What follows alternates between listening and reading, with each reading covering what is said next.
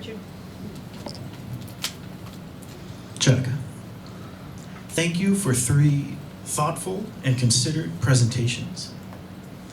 I think to what policy for free press you could speak to for appealing to rural North America, where a lot of people in recent elections considered the world around them quite fake in what was given to them by media, where Pennsylvania, Michigan, Wisconsin, Ohio considered among issues that political correctness was influencing what they were being told was true, where it was not new that fake news was new to them. That, and only for an example, originates in totalitarian states, and just one among many being Stalinist Russia, where it could be factually true what you were looking to produce in media, but was not politically correct in order to be published. What would you say for rural North Americans to show that media can be free and true? Okay, Douglas? Thank you all for the wonderful presentations today. Yeah, thank you very much for the presentations today. Electrifying, all 3. Staggering. You know, we workers of the world produce everything, all the engineers, all the creativity, all the science, everything. We have the capacity, we have to find the way to take over the last bastion, and that is to take the suicide economy away from the psychopaths who are running it. We can do everything, including inventing and creating a way to get the control for our own selves, and even for them. They're killing us and they're killing themselves.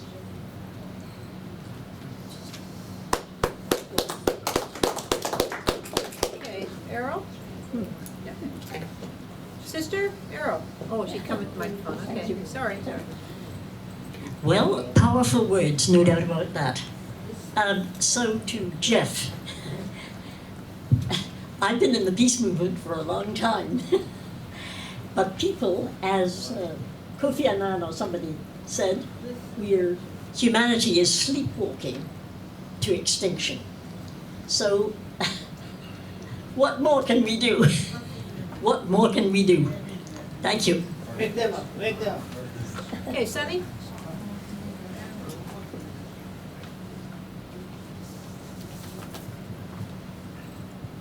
All right, I wanted to say to John, you forgot one thing in your presentation on the top there, alternative facts. It's coined by one Kellyanne Conway. And I think that when I talk to Americans, I tell them like their president's a liar, an asshole, and they go, oh, you believe the liberal media and stuff like that. And I go, well, yeah, like you guys are in a lot of trouble. Sort of like how they named the Affordable Health Care Act Obamacare, just to like make it more negative. And like Obama's not even totally black; he's half white, and he was raised by white grandparents. So if people are going to vote against their interests, then what do you do? Like I used to talk to like low-income people about Ford and tell them, oh yeah, he's going to cut your services. And they go, oh no, he's going to change things. And he went on to cut their services, and I had to like protest in front of City Hall with Occupy Toronto to get them to cut 16 million less than they were originally going to cut. Like these situations happen because people are gullible, and this did happen with the working class in the states of Pennsylvania and Wisconsin and Michigan that were the ones that flipped towards Trump rather than the southern states that would have gone to the Republicans anyways. So I think for ease, what do you think of the Trudeau administration? They've made promises like that this would be like the last first past the post election, that they'd have like electoral reform, that they're going to legalize marijuana, but now he's talking more like a dad and how they're going to come after people if they drive. And I'm wondering what can be done about exposing the lies that are put out by the Trudeau administration. And I also read a bit of each Toronto Daily, and actually 2 of them are owned by a company that John didn't mention called Post Media, and they usually have writers that 30 try seconds. to put out ideas in their section in the, I call it the Nazi Post, but I also enjoy reading some of the ridiculous things that Sue-Ann Levy writes about, like our previous issue of basic income. She'd call those people that try to deal with poverty pimps. So I'm wondering how we get above and beyond the, I guess, ad hominem attack of people that would offer a progressive viewpoint. Thank you. Okay, thank you. We have 3 speakers left on this list, and then we will go back to the panel. So John O. She's. Well, I had my hand up. Several. You had your hand up? Yeah. Okay, well, if I don't say, Probably because I'm over on the side, you're not. yeah, maybe, and because like I said, soon you can go next, Carol, but if I don't look at you, just say, call me or something. Yeah, all Throw right. something at it. Throw something I at me, was. that's right. Okay, the question. Okay, so go ahead, I have Carol. a question for you. I'd Yes. like to talk about this wonderful Microphone. work. Hold on. Microphone, Peter, where are you? Yeah, if I don't notice, please, folks, get my attention, because if I don't say yes to you, it means I haven't seen you. I have a question for Eve. It has to do with that wonderful international organization that was formed after the Second World War called the UN. We also know that the UN troops are sent in regularly to do a good job. Supposedly, the world's countries coming together. Could you give me a little bit of information about the UN troops? Oh, I'm talking about the United Nations troops and the United Nations generally. But could you tell us a little bit about what happened with the UN troops in Haiti? I'd appreciate that. That's all I wanted to know. Okay, thanks, Carol. Now we have 3 speakers left, and we go back to the panel, and it's Julius, it's John O., it's Julius, and Robbie.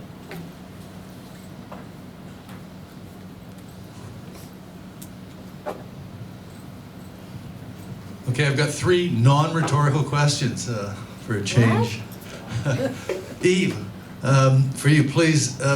Lester Pearson won the Nobel Prize for the first insertion of UN peacekeeping troops in the Sinai between Egypt and Israeli troops. Could you tell us the real story of what happened with Lester Pearson and Canadian and the peacekeeping in the Mideast at that time?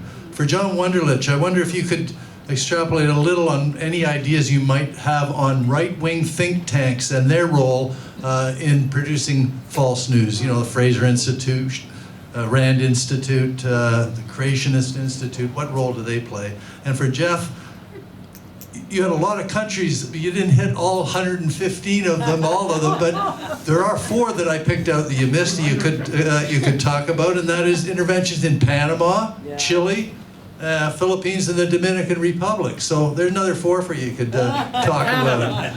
Thank you, John. I'd like a strong coffee for my breakfast, please. Okay, Julius. I'm just finishing up a great book I'd like to recommend to everyone, and actually Eve did a review on it. It's called The Vimy Trap, or How We Learned to Stop Worrying and Love the Great War. And this book is fantastic. It's written by Ian McKay and Jamie Swift. It's about the mythology and the national mythology of Canada's supposed birth on the blood-soaked hills of Vimy Ridge. And it is just absolutely fantastic. I mean, not only does it talk about the fact that it's, the entire concept is false, but it goes into the history of the anti-war movement, which arose out of World War I, that very few people actually know about, and how strong it was. Very prominent people in politics, even across the political spectrum, but also people who were prominent religious figures switched from, believe it or not, in the beginning, supporting the war, to being absolutely disgusted by it. And it was actually such a problem that going into World War II, there was, there was a lot of concern by the ruling class whether or not the working class of Canada could get behind going into the European theater of war. it talks about the national division between English Canada and Quebec. It explains that in a fantastic way. I mean, everything, the symbology of Vimy Ridge, the monuments created across this country to commemorate. I mean, all of the symbolisms have changed over time. And who here watched the commemoration? It was on national television this like a few months ago. It was all over CBC and all over the place. So definitely recommend reading this book. This is our history. This is working class history.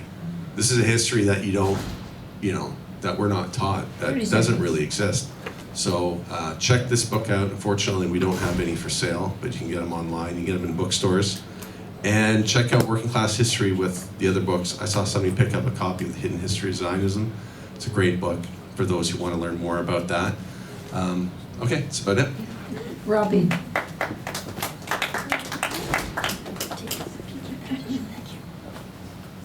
Peter's getting a workout. I'll do the next round. Need roller skates, Peter. This topic always makes me a bit uncomfortable. I don't know why it is. I was trying to figure it out. I think that there's a danger here of falling into the trap of thinking that the rulers are omnipotent and omniscient, and you know, the addition of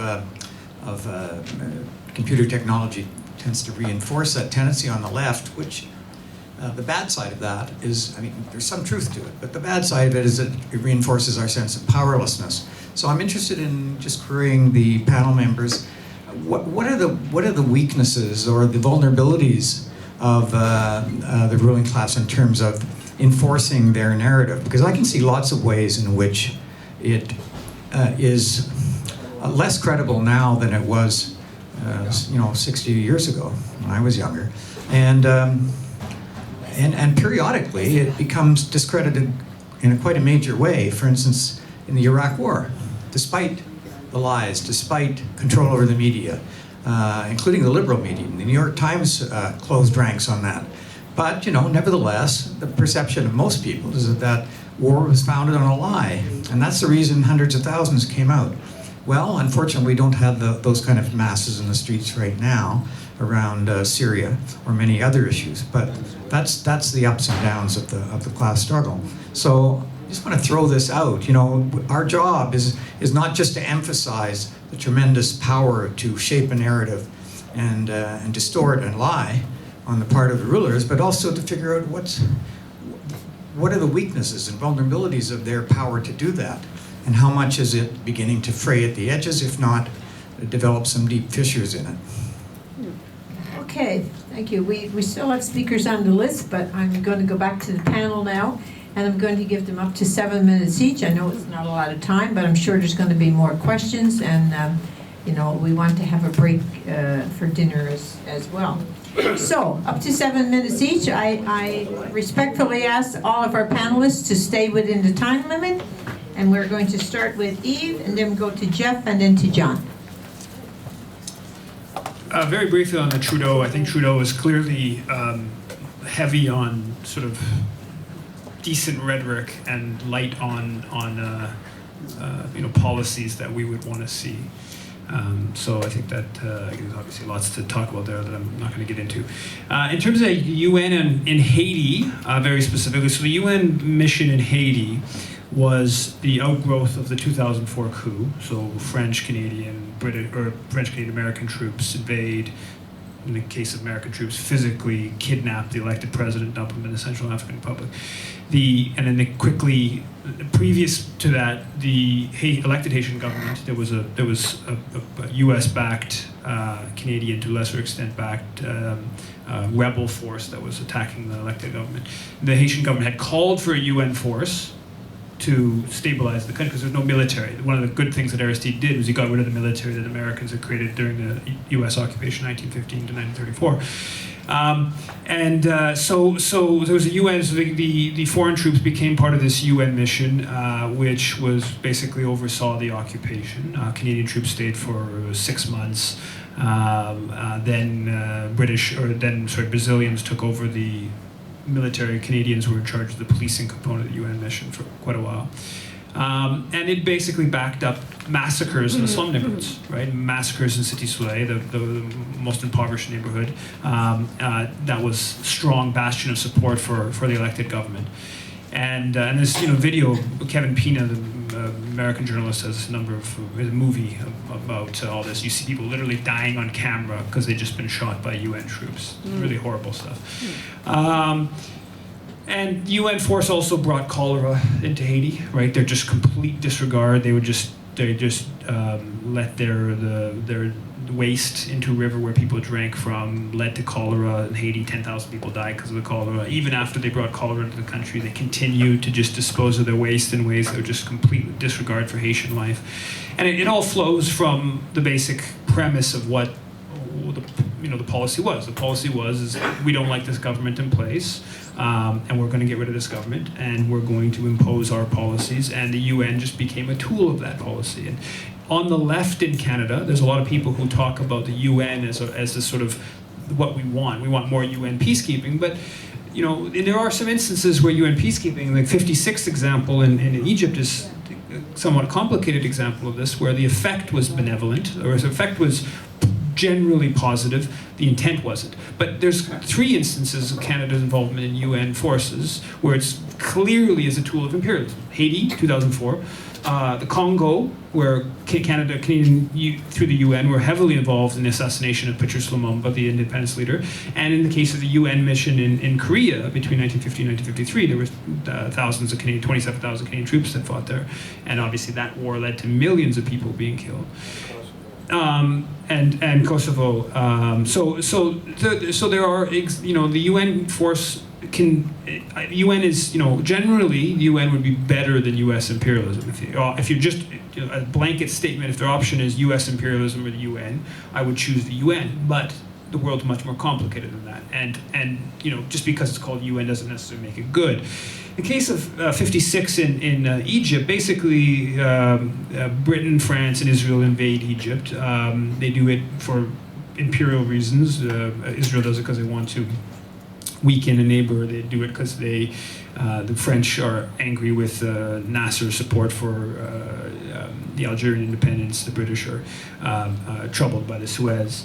And so they invade, but the important point of what happened in 56 in Egypt that's left out of the matter is that basically Washington opposed the British-French-Israeli invasion. And they opposed the British-French-Israeli invasion for 2 main reasons. One was that at that point, there was a competition between Moscow and Washington over the newly independent Arab governments and trying to have influence with them, and didn't want to be seen as siding with this clearly imperialist policy in Egypt. But alongside that, Washington was telling London and Paris, there's a new boss in town, right? You used to be the imperial power. That's us now. So basically, Pearson worked very closely with John Foster Dulles to set up that UN mission in Egypt. So the effect of it ends up being positive in the sense that it lessens this imperial aggression against Egypt. The intent had nothing to do with Egyptian sovereignty or Egyptian civilians. That's not what Pearson's objective was, that we care about Egyptian civilians and sovereignty. And he's pretty clear about it. You can read about it, detail in my book, Lester Pearson's Peacekeeping, The Truth May Hurt. And so when you look at Pearson's record, and it's consistent, 56 in Egypt is consistent with his other record, which is ardent support for the Korean War. Pearson is the individual in Canadian foreign policy that did the most to move Canadian foreign policy from being aligned with the British Empire to being aligned with the American Empire. That's Pearson's shaping of Canadian foreign policy. And obviously his support in Vietnam War is, it's totally undiscussed, but it's just there's abundance of evidence about his role in enabling the U.S. bombing, for instance, of North Vietnam. 1 minute. And then the weakness question, and this is a question I think the propaganda system is not, they aren't completely in control of this, right? I think the Iraq example is, I don't think that we should understand people understanding that Iraq War 2003 was based upon a lie is what led to people coming out on the street. But it was it helped, but it's partly the other way around as well, which is the mass engagement on 2003 in Iraq is why the policies of the invasion were under this sort of critical lens that people were looking at it, because there was this mass opposition. Is what educated people about the issues and stuff like that. And so I think that it isn't there. The powerful have a lot more resources than we do. The Canadian government, the corporation have a lot more resources to shape, for instance, the Canadian foreign policy discussion than we do. They do, but that it isn't completely impenetrable. And even corporate dailies are not completely impenetrable. In the book, I detail an example about Haiti Action Montreal, a very, very small little Haiti solidarity group in Montreal that I was part of. And we were able, over time of solidarity activism, and we're literally talking about 5 or 6 of us that were heavily engaged and 5, 10 others that were somewhat engaged, we were able to get our stuff into La Presse, into the Montreal Gazette. And that was because we worked. We worked really hard. We were aggressive. We were bold. We disrupted politicians' events. We were very rigorous, and there was a whole Canada-Haiti Action movement, Canada Network movement, that really documented the issues very well. It's abundance of documentation. So there was the ability to break through, even in the sense of just a simple corporate media, let alone more broadly. So they have more power, but there are all kinds of ways of breaking through. And it mainly comes down to activism. That's the main issue, is mobilizing. Thank you, Jeff.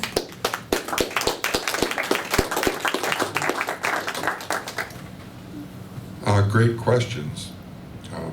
As far as your question, we're heading towards extinction, it's true, but people are learning. That's the other side. People are learning. The New York Times probably had hundreds of stories saying that the Syrian government used sarin gas against the people. The government of the United States never proved that they did use sarin gas. And in fact, when they make that charge under Obama, you might remember that Seymour Hersh, in my opinion, definitively refuted the charge and said that it was the so-called rebels that used it in order to provoke a U.S. intervention. That's my personal opinion of what happened in Syria. The United States was losing the war in Syria. And that in the debate between Clinton and Trump, Hillary Clinton argued for basically establishing no-fly zones, which meant bomb the shit out of the Russians. And Trump, knowing more than he let on, said, Syria, Aleppo, we've already lost that. And Hillary turned around and said, what do you mean? And he said, that's gone, we're done there. Because he, who was endorsed by more generals and military top officials, knew the truth is that the Battle of Aleppo had been over a long time ago, and that the Syrian rebels would not exist were it not for the fact that they were getting imperialist aid through Al-Qaeda, the Nusra Front, and even ISIS. And Trump knew that. He thought we were fighting a losing battle there. Whereas the United States and Clinton wanted to use the leverage of American imperialism to negotiate a future deal, to cut a deal with the Russians so U.S. influence will continue in that country.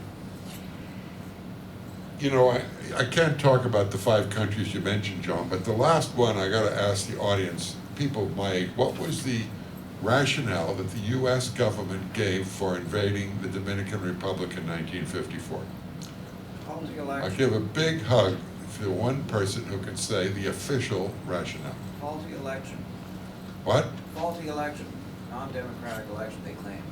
No. The official one was that there were 50 known communists in the Dominican Republic. How many of you remember the 50 known communists that led to the American justification? It was the same justification for the Korean War. This took place in the context of the red-baiting, witch-hunting McCarthy era, where civil liberties went down the tubes 100%. Where teachers had to sign loyalty oaths, where movie stars were indicted, where you had to answer the question. If you expressed your constitutional right to association, free speech, free assembly, you went to jail for it, because the Constitution, First Amendment, was considered to be subordinate to national security.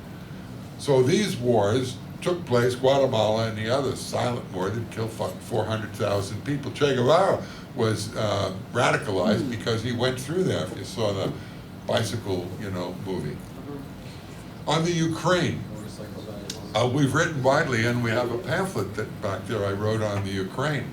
But the mass protests in the Maidan were taken over by the fascist forces of Svoboda and the, the right sector, who drove our comrades, Trotskyists, in Freedom Square, physically off the area, tore up our literature, beat the shit out of us.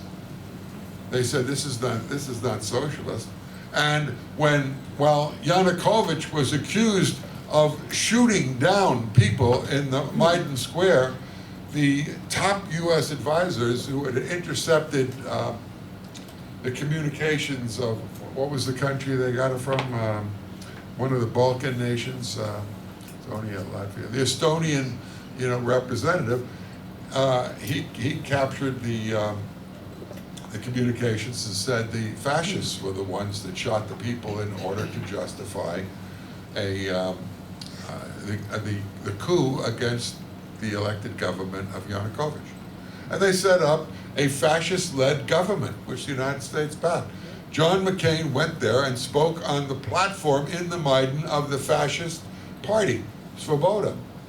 And the U.S. Top U.S. official, whatever it was, gave out cookies to fascists in the Maidan. So, and the whole story of the Ukraine is another example of fake news. Korea was a classic example. What the hell was the United States doing in Korea? They made an agreement with the Stalinists who, at Yalta and Potsdam, basically allowed for the continuation of capitalism in countries like France and Italy, where the vast majority, the fighting was done by the opposition resistance led by the CP. They gave it back. And the same thing with Korea. They allowed the United States to occupy South Korea. The Russians had liberated it along with the Korean Communist Party. And upon coming to power, Syngman Rhee wiped out the communists in the South. Same thing with Vietnam.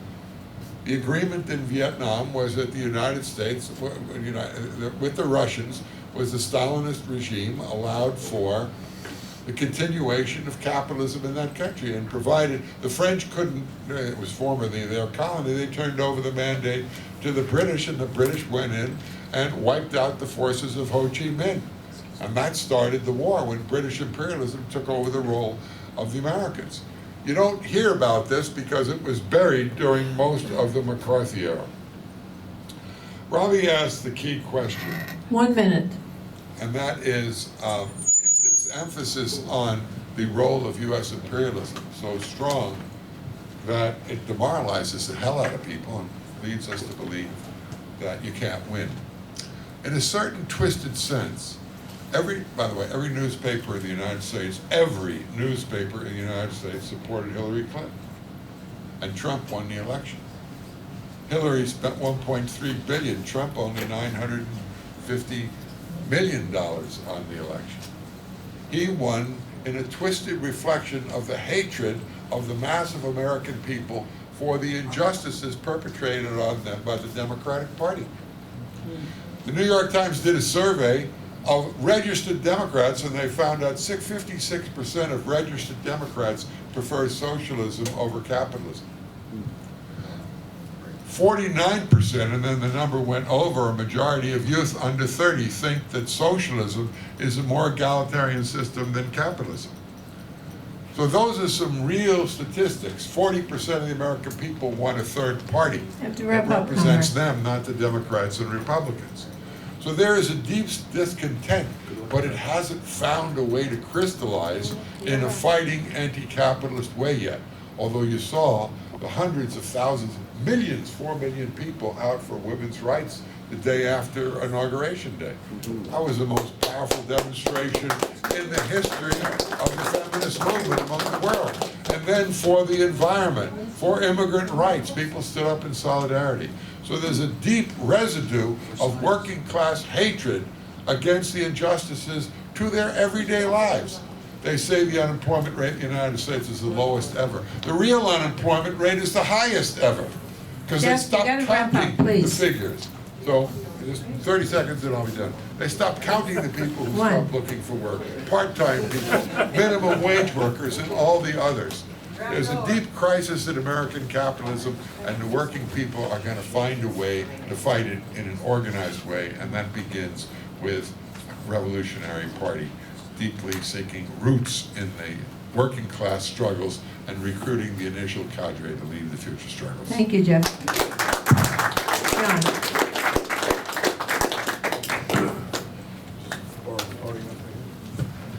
Richard, what policy for Free Press to speak to rural America? You said that rural Americans, how do we convince them that media can be free and true? They're not stupid. They're right. The media isn't free and it isn't true. The solution to this question, and it's the more general solution here, is the same one that we apply everywhere else, is think globally and act locally. If you don't think that journalists that are working for corporate entities can be fair, and you don't have to censor journalists, you just have to hire people to think the right way, then think about worker co-ops. Think about locally funded self-organizing journals and communities. Eve talked about his group. I have there's a municipal thing going in my neighborhood, and some people have self-activated. We set up a website and we're disseminating news and information about that ourselves. So you shouldn't try and convince people that these media are free and true, because they're not. What you can convince them is that they don't have to depend on these large organizations as sources of their information. They can go out and find it themselves. Endorse the idea of taking the suicide economy away from the madmen. Humanity is sleepwalking its way to extinction. What can we do? Organize. Sunny, alternate facts. People vote, and you said you have a hard time when you talk to people about this. Here's something that behavioral psychologists and increasing numbers of journalists and people that try and communicate with people politically are coming to understand. Humankind are not rational. They are rationalizing. If you confront a person who has a deeply held belief, and this is what the receipts said, and here's a fact that contradicts your belief, and you get in their face about it, what that does is it confirms their existing belief. They push away the fact. Doesn't matter, that's not a right or a left thing, that seems to be the way of behavioral psychology. So we have to incorporate that into the way that we talk about the way people view the world, and when we think that they have an incorrect or an unfactual view of the world, don't be confrontational. We have to find a route through that to help them understand what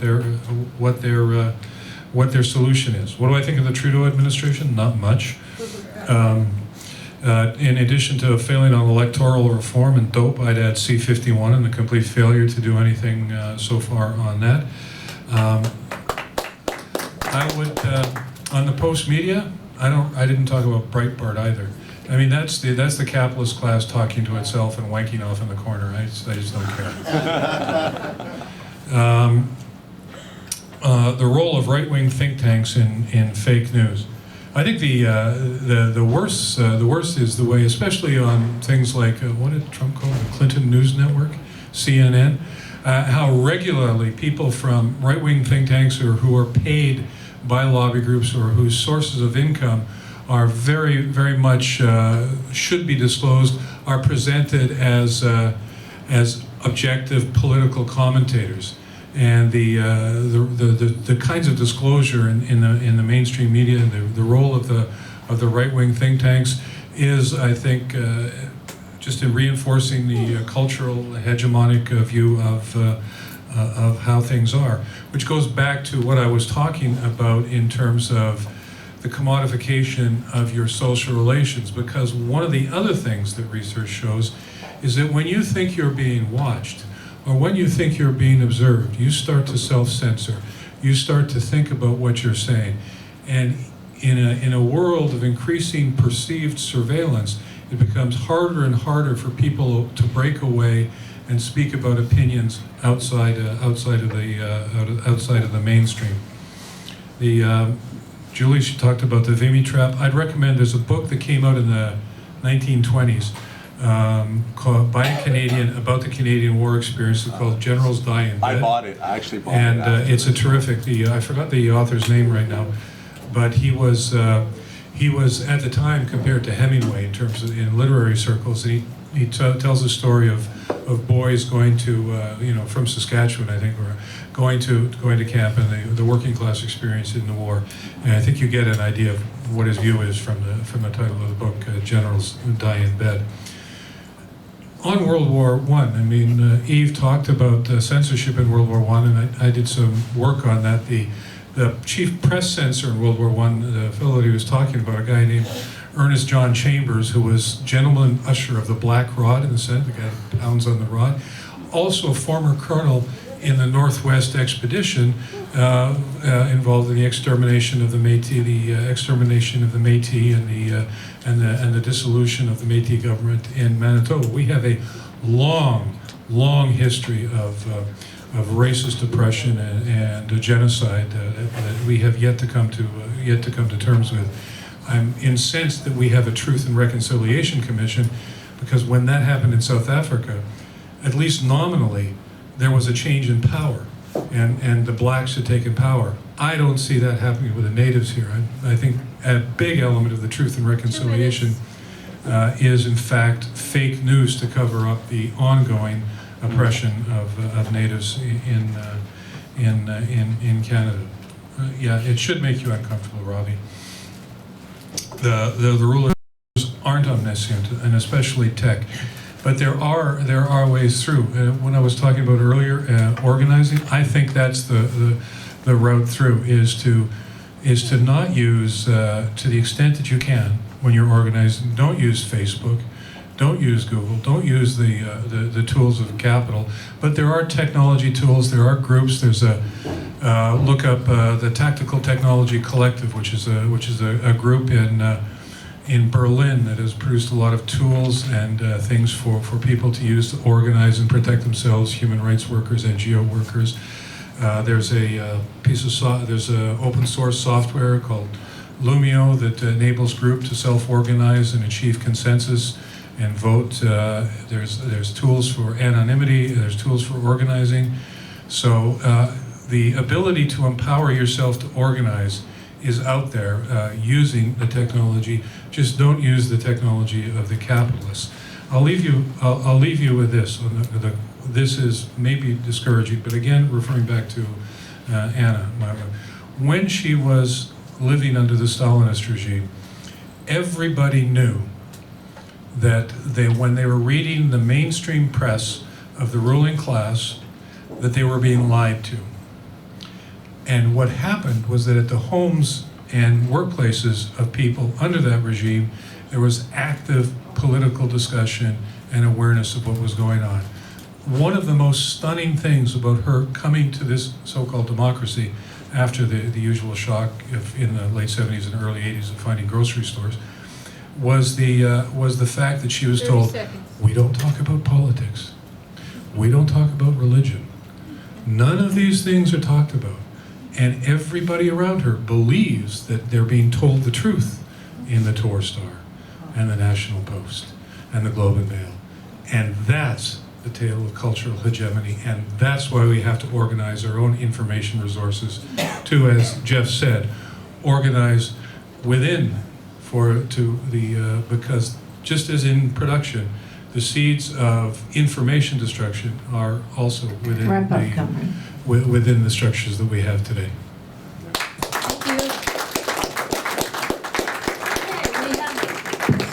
We have two speakers on the list, Bob and Barry, and we have one more. We can take one.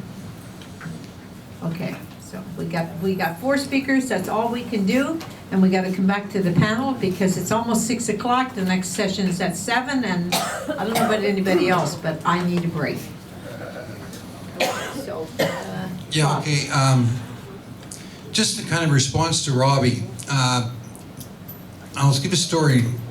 1968, I was a 20-year-old reporter of the Halifax Chronicle Herald, and I was working in Prague, Czechoslovakia, in August, September. And people remember that was during the invasion by the Warsaw Pact to put down the uprising, the mass democracy movement that was threatening the Stalinist regimes throughout Eastern Europe, particularly East Germany. As a journalist, of course, I was interested in what was happening with the information media, and I visited Rudy Pravo. Rudy Pravo is Czech for Red Truth. Prior to the Prague Spring, everyone had the same attitude towards Rudy Pravo as John just talked about any of the media in Eastern Europe, right? Nobody believed it, right? It was a question of reading between the lines.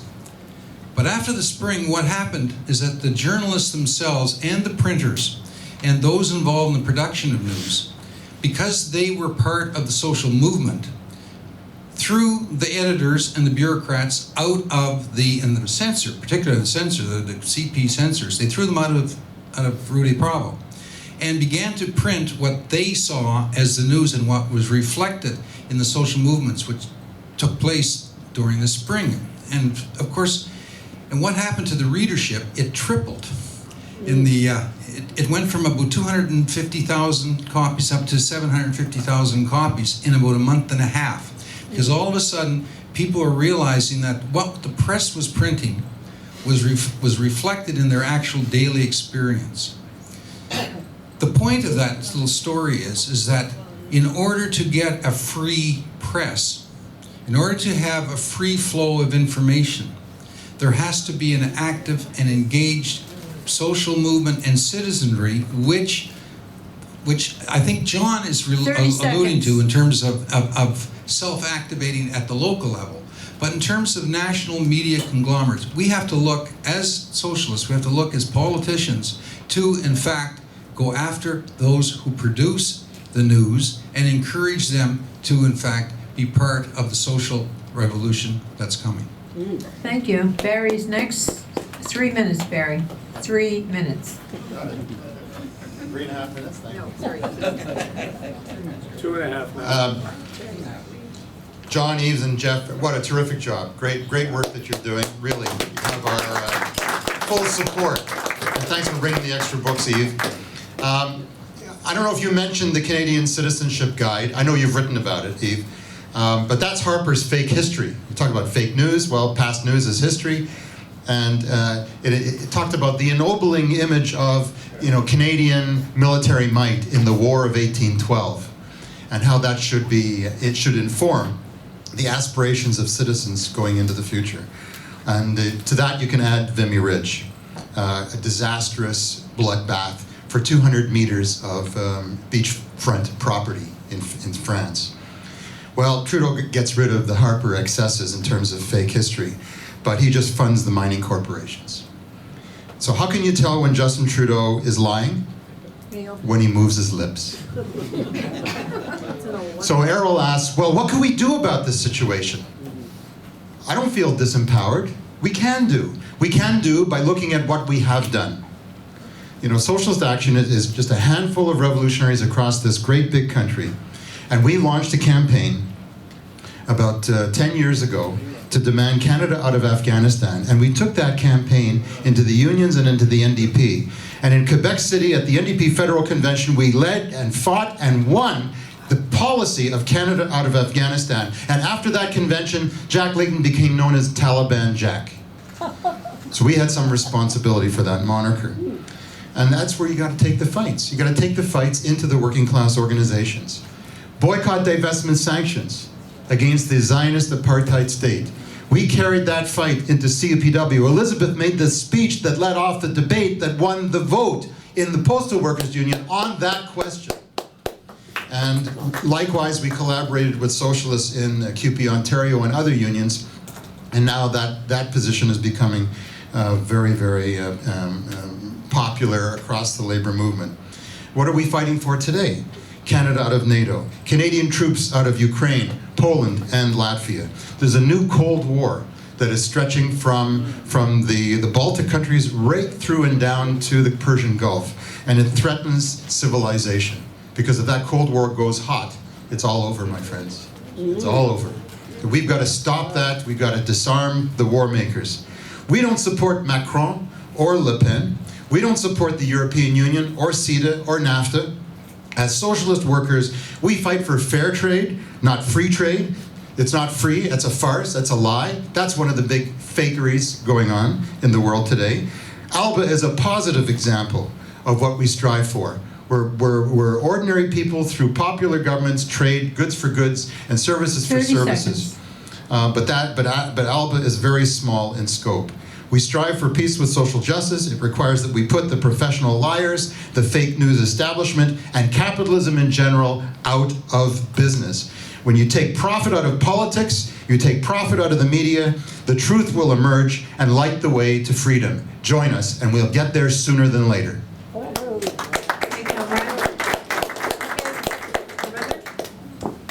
I see you ran, and I'm recognizing you. Go. Yeah, the question for Jeff. Trump apparently resonated with a lot of working class people. Also, why did this happen? Why didn't your organization or the socialists pick up? Why didn't they pick up the working class people that Trump picked up? The themes there that they liked were promoted by Breitbart, by Jeff Renz, alt-right. Why did they gravitate towards that particular focus as opposed to the socialists? And don't the socialists have to shift now and try to capture those people? And how will they do that? Brother, I will get to you. Give me a chance. There's somebody speaking. Why are you carrying on back there? Go ahead. I'm sorry for interrupting you, brother. Okay? Okay? Just you. Hello. So yeah, once again, I think this is a really good conversation, and I think that this is really a conversation about information control, is it not? It's about, well, what, and we get to self-censorship. Well, I love self-censorship. I think self-censorship is great. I wish we could have more of it, to be quite honest, because then we could clear up this muddying issue of, censoring each other, which I've got to be honest, I have a little bit of a problem with. I'm really looking forward to the day where I enter university and I can't talk about issues because I'm going to be accused of class essentialism. Or so you know this term. You can't, identity politics is everything, and you can't mention class because then you're removing all these different identity politic issues, and you're coming from a patriarchal or culturally imperious position. If I can't talk about class, then how am I going to be able to talk about socialism in university? And I think that if we start allowing people to say, oh, you can't say this, you can't say that, well, it works up to a point, but I swear to God is that liberals who say that, oh, well, we can't talk about these certain issues, they're going to start talking about how you can't talk about communism anymore. You can't criticize capitalism because liberals are necessarily capitalist creatures. That's what they are. So, I think that we should focus on self-censorship. Self-censorship is great, but I think we should also decide, as the left, how far we are willing to go to actually defend. And I think that this is a really important right, because I sit in school every day and I rant on about communism and socialism, and I haven't had this Stasi show up at my doorstep yet. And that's just the reality of the situation. I think free speech is an incredibly important thing. And I don't necessarily care, who's saying what or whatever. I think that we should use self-censorship personally, and we should encourage people to, but we should be very, very careful about how far we are willing to go regarding eliminating the spreading of information. Because if it worked for one guy, it's certainly going to work for the other. It's just how I feel. Okay, so now it's your turn, brother. You're on a list, okay? Go ahead. How do I know I am on the list? This guy was telling me you are not on the list. List is closed. Anyway, I won't take you 3 minutes. I just want to bring to your attention that proportional representation is a disappointment, is what happened recently. and fair vote, I understand, is organizing a revolutionary march, shall I say, from Kingston to Ottawa. And some of the revolutionaries here should join it. I hope to see you there, marching from Kingston to Ottawa. I hope it's not too difficult and too tiresome for you young guys especially. So, well, see you on the march. Thank you. Okay, so we're going back to the panel now, and we will... Are we finished? Thank you. So, we're going back, and you only got 3 minutes, comrades. I know it's not a lot of time, but that's all I've got. So we'll start with John, Eve, and Jeff. 3 minutes. So just on the last point first, the kind of self-censorship I was talking about was the kind of self-censorship where somebody who wants to be an activist, like you do, starts not talking about being an activist because if they put on a Facebook post that says, I support this free speech mark, I'm not going to get a job after college. That's the kind of self-censorship I'm talking about. Social self-censorship that forces it into a cultural hegemonic agreement. I think I just want to conclude with this. I'm a radical free speech activist. The only reasonable response to bad speech is good speech, not shutting down speech. But the general approach, if you want to go away from this with a positive message, free yourself from surveillance and free yourself to speak your mind. There are tools out there to do that. I talked about a couple. I mean, you have to educate yourself to use the tools that are not supplied and not supporting the new surveillance capitalism. You don't want your personal relationships, your social graph to be a component of the new capitalism. Free yourself from surveillance. Produce your own news with the groups that you're active in. Reach out and find other groups that are active in the same thing and share news. In other countries, notably Stalin's Russia, this was called samizdat. It's powerful. It is the voice of the people. And the voice of the people has a truth that cannot be denied. And that's how you reach those rural people to before. On Bob's point about connecting to mainstream media, learn how to write press releases.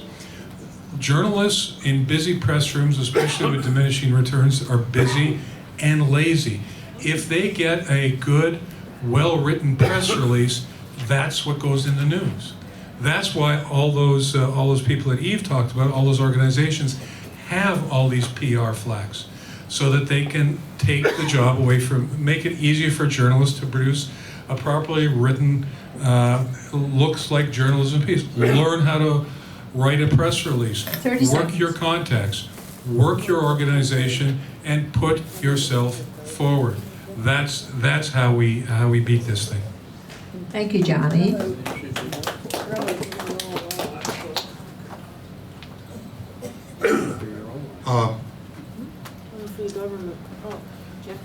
On 2 points. We spent $10,000 on my campaign. I don't know if you know, but I didn't win the presidency. And Trump and Clinton spent roughly $1 billion each. We tried to get on the media, and they wouldn't cover us. But I did campaign from one end of the country to another. I spoke to significant audiences of working people, and I presented a socialist view, and we won members to our organization. We ran what we call a propaganda campaign. That is, we presented our socialist ideas to the broadest layer we could at a time when the American people are interested in politics.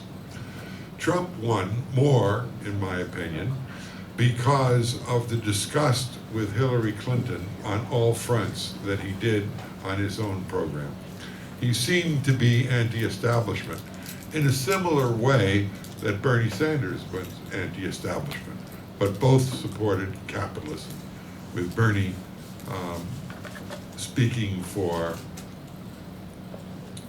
Hillary Clinton at the Democratic Party National Convention as his final sheep herding effort. Shame. But your question, and I'm sorry, I didn't get your name. Adam.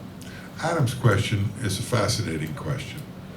Because it is true, especially in the academic community, there is a rising movement to denigrate Marxism and class politics, and instead substitute it for abstract notions of intersectionality, of white skin privilege, of we are all racist and sexist, and we have to confess our sins first.